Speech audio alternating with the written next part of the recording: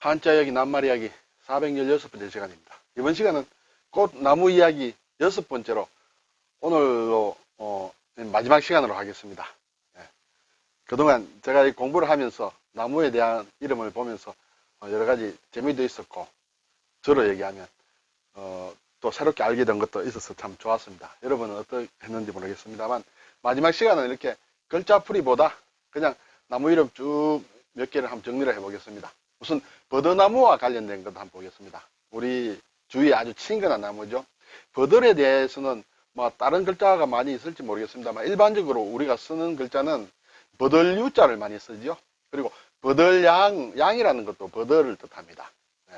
버들유는 오른쪽에 보면 이게 토끼묘라는 글자거든요. 이렇게 이런 글자는 이게 나무가 문이 양쪽으로 열린다는 것이에요. 그래서 열린다, 갈라진다 그런 뜻이 있어요.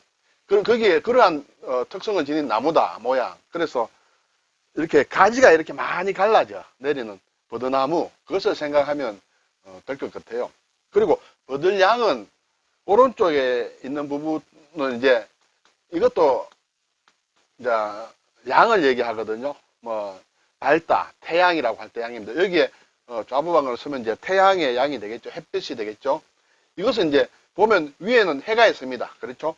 해가 있고 해에서 이렇게 빛이 이렇게 쫙쫙 난다. 그것도 많이 이렇게 갈라진다는 그런 뜻도 있을 수 있겠죠. 가지가 많이 뻗어난다. 그래서 이것도 이제 버드나무를 뜻하는 것입니다. 그래서 버들류, 버들양이다. 일반적으로 우리가 많이 얘기하는 것은 수양버들이다 이렇게 되죠. 수는 아래로 이렇게 쭉 처지는 걸 얘기합니다. 수양. 그래서 수직선 할 때는 아래로 이렇게 내리끄는 선은 수직선이라 하죠. 여기서 이제 수평선 이렇게 되겠죠. 아래로 드리워지는 그러한 버드나무다. 이렇게 수양버들 많이 얘기하죠. 제가 능수버들이라는 것도 찾아봤습니다만 천안삼거리 뭐 나오는 그 노래 민요에 나오는 능수버들 이것은 한자말이 아닌 것 같습니다. 그리고 양류란 말도 있습니다. 양류. 둘 다 버들을 얘기하죠. 그래서 양류라고 하면 또 버들이라 그런 뜻이 되겠습니다.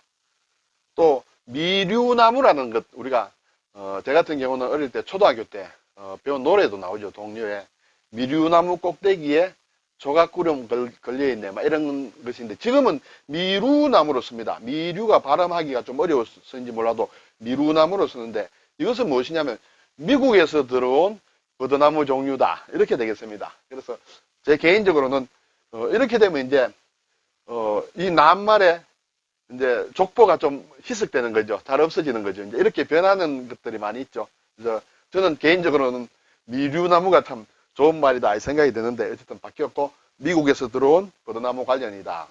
자, 여기 제가 양류라고 했는데 양류라고 하면 혹시 생각나는 거 없을까요? 저는 그것이 생각이 났어요. 조헌 선생이 이제 임진왜란 때 그간에 살아계신 분이죠. 의병장이고 그분이 쓰신 이제 시조에 지당에 빛 뿌리고 하는 것을 저희들이 학교 다닐 때 배운 것 같습니다. 지당에 빛 뿌리고 양류에 내끼 이제 사공은 어디 가고 빈배만 매였는고 석양에 무심한 갈매기만 오락가락 하더라 하는 이제 이런 시조가 생각이 났어요. 양류. 이때 양류가 바로 앞에서 말씀드린 버드나무를 얘기합니다. 네. 자, 버드나무 하면 우리가 뭘 또 제가 말씀드릴 수 있냐면 우리가 양치질을 합니다. 그렇죠? 양치질. 양치질이 이 양지질에서 왔습니다. 양지, 버드나무 가지지거든요. 이 옛날 사람들은 버드나무를 이렇게 잘게 쪼개서 그걸 앞으로 이렇게 솔처럼 만들어가 그걸 가지고 이제 이를 이렇게 닦는 데 썼다 해서 그 양지로 한 질, 양치질 이렇게 됐습니다.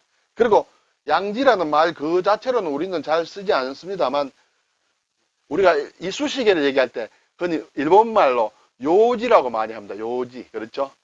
이것은 일본식으로 읽으면 요지가 되겠습니다. 그래서 이 버드나무는 원래 옛날부터 아마 우리가 입 청소를 하는데 구강 청소를 하는데 많이 쓰인 것입니다. 그래서인지 몰라도 양치질과 양지 그리고 요지란 말이 여기서 나온 것이다. 이렇게 볼 수 있습니다. 자, 이게 멋있는 수양버들입니다. 어디에 있는 것인지는 잘 모르겠습니다만 그림이 좋아서 제가 한번 가지고 와봤습니다. 이렇게 아래로 드리웠다. 그렇죠? 길게 가지가 드리운 그런 것입니다. 자, 그 다음에 소나무를 한번 생각해 볼까요? 소나무, 솔송이죠. 이 글자가. 소홀송이다. 이 소홀이 이제 으뜸이라는 그런 뜻이라고 합니다. 역시 우리나라 같은 경우에는 소나무가 으뜸이죠. 그래서 소홀송이다. 소홀송에는 오른쪽에는 이렇게 공변될 공이다 이거죠. 이것이 왜 이 글자를 가지느냐? 이 공적이라는 것은 참 사회에 널리 이렇게 쓰인다 이렇게 볼 수 있겠죠. 이 사를, 이건 사사사지요. 사를 나누는 것은 공이다. 그래서 아주 널리 쓰이고 보편적으로 많이 있는 그런 나무라서 중국도 마찬가지인 모양입니다. 그래서 이러한 한자가 생겼다. 소나무 하면 우리가 생각나는 것이 경복궁이나 대궐을 짓는, 궁궐을 짓는다든지 하는 큰 공사를 할 때 도목수들이 이렇게 많이 구하는 그런 나무인데, 유명한 것이 춘향목이라는 것이죠. 춘향목. 봉화군, 경상북도 봉화군 춘향면에 많이 있다. 물론 꼭 춘향면만 아니고 그 부근에 있겠죠. 이것은 일반적으로 부르는 학명도 아닙니다만 춘향목이라고 또 합니다. 그리고 이것을 또 금강송이라고도 합니다. 금강송. 이것은 일본 사람이 지은 이름이에요. 일본 사람들이 사람이 어느 학자가 이 춘향목을 연구를 해가지고 학명으로 낸 그런 것이다. 그래서 사실은 학명이긴 하지만 학명은 학술적인 것이지 않습니까? 그래서 무조건 배척할 수는 없지만 어쨌든 일본 사람이 지은 학명이라 해서 좀 끄리끼는 사람도 많이 있다. 이렇게 되겠습니다. 그런데 요즘 제가 읽은 자료에 의하면 이 춘향목이나 금강송보다는 예전부터 우리나라에서는 황장목이라고 불렀다고 합니다. 그래서 황장목으로 부르자는 그런 어떤 캠페인 비슷한 것도 있고, 예전에 금강송 이런 것을 이름을 이제 바꿔서 표기를 많이 하는 경우가 있습니다. 황이라는 것은 누렇다는 뜻이죠. 장은 이렇게 창자를 얘기합니다. 그렇죠? 누른 창자 같은 나무다. 속이 붉은 나무다. 이런 뜻이 되겠죠. 이것이 옛날에는 임금이 죽으면 이제 관을 만들 때도 썼다. 이렇게 되겠습니다. 그래서 이러한 춘향목, 금강송, 황장목은 같은 나무를 가리키는데 앞으로는 황장목으로 쓰는 것이 좋을 것이다. 이렇게 우리나라의 어떤 나무 전문가들이 얘기를 하고 있는 것을 제가 읽은 적이 있습니다. 그리고 소나무 하면 우리가 제선충이라는 말이 기억이 나죠. 지금 상당히 문제가 되고 있는 것 같은데, 이것이 한자로 어떻게 쓰는가 제가 예전에 찾아봤는데, 목재할 때 나무 제자죠. 선은 선충이라는 뜻이에요. 선충, 선이라는 것은 길다는 뜻이죠. 그래서 나무에 목재에 붙어 사는 선충을 얘기한다. 선충은 보니까 선형동물이라고 합니다. 선형은 실처럼 생겼다. 이것은 바로 우리가 회충이다, 요충이다, 십이지장충이다 할 때 그렇게 하는 그런 모양의 나무, 벌레다. 그것이 나무에서 이렇게 나무를 이제 고사시키는 그런 것이다. 해서 제선충 할 때는 이 목재재와 실선자를 쓰는 그런 벌레다. 이렇게 알면 되겠습니다. 자, 이제 귤과 관련된 것 한번 보겠습니다. 귤, 또 밀감이란 말이 있죠. 귤이 한자 말입니다. 예, 이렇게 씁니다. 상당히 복잡하죠. 한자 쓸 필요는 없겠죠. 그렇지만 혹시 어디서 보면 읽을 줄 알면 참 한자 많이 안다 이렇게 얘기를 하겠죠. 귤나무 귤입니다. 어쨌든 나무니까 나무목인데, 나무목 옆에 이제 이렇게 창모자예요. 창. 그리고 아래에는 좀 이렇게 보기 힘든 글자예요. 이런 글자가 있습니다. 이것은 이제 구멍을 뜻하는 글자다. 그래서 창으로 둥글게 구멍을 냈다. 그러면 결국은 거기에 나무목이 붙으면 둥근 과일이 열리는 나무다 이렇게 되겠죠. 과일치고 둥글지 않은 것은 별로 없습니다만 어쨌든 그 귤은 물론 당연히 아주 동글동글하죠. 그래서 어쨌든 귤나무 귤이다 이렇게 되겠습니다. 이런 말이 있습니다. 귤화위지다. 귤이 지로 변한다. 그렇게 되겠죠. 중국의 얘기겠습니다만 중국의 강남은 양자강 남쪽을 얘기하죠. 강남 지방에 있는 귤이 북쪽으로 넘어가면, 강북 쪽으로 넘어가면 탱자가 된다. 그렇게 되겠습니다. 그래서 이 탱자지예요. 귤화위지는 어떤 사람도 어떤 환경에 따라서 변한다. 강남에 심으면 귤나무인데 북쪽에 강북에 심으면 탱자가 된다. 그런 것이 귤화위지 이런 것이 있습니다. 자, 밀감이란 말이 있죠. 밀감, 물론 귤에서 된 것이죠.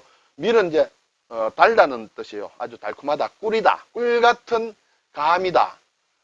이 감이라는 것은 이것은 이제 감자나무 감이라고 합니다. 감자라고 해서 우리가 먹는 그런 감자가 아니라 이것은 이제 홍귤이라고 하는 우리나라로 치면 막 제주도부터 오래전에부터 있었던 그러한 귤을 얘기한다고 합니다. 그래서 나라의 제주도에서 이제 나라의 이제 진상도 하고 나라에서는 그걸 하늘에 제사 지낼 때도 쓰고 했는 그런 것인데 그것은 이제 단 귤이다. 아주 달짝지근한 귤을 이제 나중에 제주도에 많이 들어왔죠. 그래서 이제 밀감이다. 단 귤을 밀감이라 한다. 이 밀감을 일본식으로 읽으면 이제 밑강이라고 합니다. 요즘 잘 안 쓰죠. 옛날에는 참 어릴 때 밑강 많이 했습니다만 일본식 발음이다. 그렇게 되겠습니다. 물론 이제 감귤이라고도 하죠. 이 감과 귤을 다 합쳐서 감귤이라고 한다. 막 금감이라는 것도 있죠. 이거는 막 낑깡이라고도 얘기를 합니다. 일본 말은 뭐 안 쓰는 게 좋습니다만 지금 많이 제가 보건대 예전부터 쓰던 말이 상당히 많이 없어졌어요. 근데 요즘은 또 새롭게 많이 또 쓰는 일본 말들이 많이 생겼더라고요. 그래서 그런 것을 좀 근본적으로 해결했으면 좋겠다는 생각은 듭니다. 네. 그리고 온주밀감이라고 많이 들어보셨죠? 옛날에 그 귤 박스에 이렇게 보면 온주밀감 이런 게 많이 있었습니다. 중국의 온주 지방에서 많이 났던 것이다. 지금 이제 일본이나 우리나 이런 데서 많이 재배가 되는 그런 밀감 종류의 하나다. 이렇게 되겠습니다. 자, 이제 무자로 시작한 이제 마지막 끝인데요. 무화과 나무, 꽃이 피지 않는 그런 그 꽃과 뭐 열매는 사실은 있습니다만은 꽃이 피지 않는 그러한 나무 과일을 맺는 나무다 했는데 실제로 꽃이 피지 않는 것이 아니라 꽃이 숨어서 핀다. 얼핏 보면 잘 보이지 않지만 은화라 해서 숨어 있는 꽃이다. 꽃이 피지 않고 열매가 맺지는 않겠죠. 어쨌든 무화과, 무궁화는 이제 이게 궁은 이제 다 한다는 뜻이에요. 자, 여기에가 이제 구멍이라는 뜻이에요. 구멍혈이에요. 그렇죠? 구멍에 어떤 사람이 있습니다. 사람이 몸을 활처럼 이렇게 활처럼 굽혀서 구멍 끝까지 간다. 그래서 아주 끝이다. 끝에 가면 더 없지 않습니까? 없다, 또 궁하다 이런 뜻으로 많이 씁니다. 그래서 다함이 없는 꽃이다. 우리 노래도 피고 지고 또 피어 무궁화라네. 막 그렇게 얘기를 합니다. 무궁화를 또 근화라고도 합니다. 근화. 근이라는 것은 무궁화를 뜻하기도 하고 또 우리나라를 뜻하는 말로도 합니다. 근역이다. 지역할 때 쓴 근역이라 하면 우리 이제 반도를 얘기한다. 이렇게 되겠죠. 무환자란 나무도 있습니다. 무환자. 이것이 있으면 집에 환자가 안 생긴다. 뭐 그런 속설이 있는 모양입니다. 제가 사실은 이것을 정리하면서 무환자 나무를 듣기는 들었는데 이렇게 다시 찾아보면서 그림을 보다가 놀란 것이 저희 집에 지금 정말 손바닥만한 그 땅이 있는데 거기에서 매화나무가 있습니다. 매실이 하나 있는데 나무가 하나 있는데 재작년부터 뭔가 나무가 하나 이렇게 자라더니만 지금 한 4m쯤 금방 자라요. 굉장히 많이 자라요. 그 나무가 무슨 나무인지 몰랐는데 알고 보니까 오늘 확인을 하니까 무환자 나무예요. 그래서 상당히 기분이 좋았습니다. 식구들이 이렇게 병이 없어지게 하는 그런 나무다. 이렇게 해서 저걸 베야 되나 말아야 되나 생각을 했는데 베지 않고 늘 그런 생각입니다. 어쨌든 이번에 꽃나무 이름 정리하면서 제가 알은 것이다. 이렇게 되겠습니다. 이건 박하라는 거 있죠. 박하는 제가 왜 박하랄까 많이 찾아봤는데 이것은 이제 음력이다. 인도 지역에서 파하라고 하는 이제 산스크리트어를 중국에서 한자말로 번역하면서 박하라고 해서 중국도 쓰고 아마 쓰리라 생각이 되고 우리도 쓰고 일본도 이 글자를 쓰고 있습니다. 네. 지금까지 6번에 나누어서 이제 꽃, 나무와 관련된 식물과 관련된 말씀을 드렸는데 앞으로도 매주 일요일마다 올리는 영상에는 좀 특별하게 이렇게 일반 생활 용어가 아닌 이런 고유명사라든지 이런 것을 특징이 있는 것들을 묶어서 이렇게 보내드리는 그런 시간이 되도록 하겠습니다. 감사합니다.